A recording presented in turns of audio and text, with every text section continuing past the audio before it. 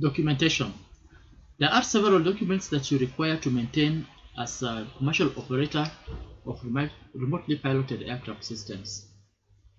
These documentation include the name and contact information of the operator, the drone characteristics, and this includes the type of aircraft, the maximum certified takeoff mass, the number of engines and wingspan, a copy of the certificate of registration, aircraft identification to be used in radio telephony if this is applicable, a copy of the certificate of airworthiness, a copy of the operator certificate which you get from KCAA, a copy of the pilot's license, a copy of the radio station license if it's applicable. We also need to maintain a description of the intended operation. This includes the type of operation or purpose, the flight rules, the visual line of sight operation if applicable, the date of intended flight, point of departure, destination, cruising speed, cruising level, route to be followed, duration or frequency of flight. You need to also maintain details of the takeoff and landing requirements. You need to maintain details about the performance characteristics of the drone, which include the operating speed,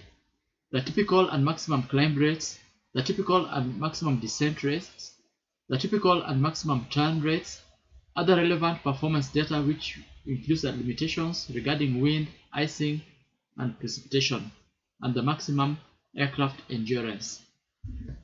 Also,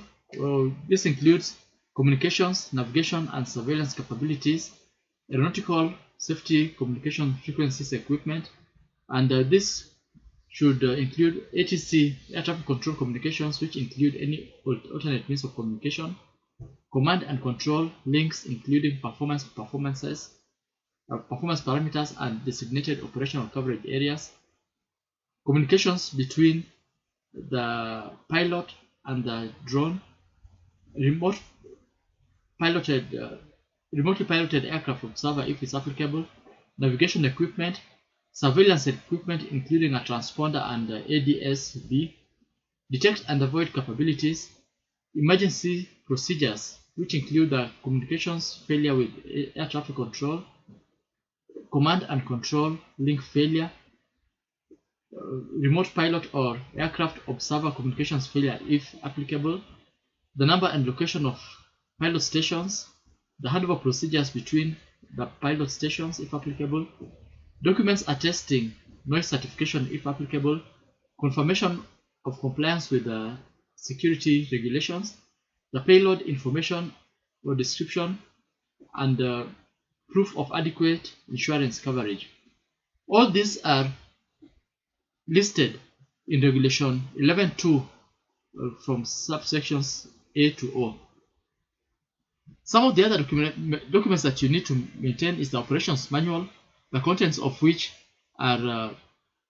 brought out in the third schedule. You need an operator's security procedure, and you also need response procedures for operations personnel to threats and incidents. The operations manual typically covers the safety management system, the quality system, management organization, documentation, crew operation, operations of the drone, the flight management of the drone, the user manual of the drone, the areas, routes, and aerodromes of operation,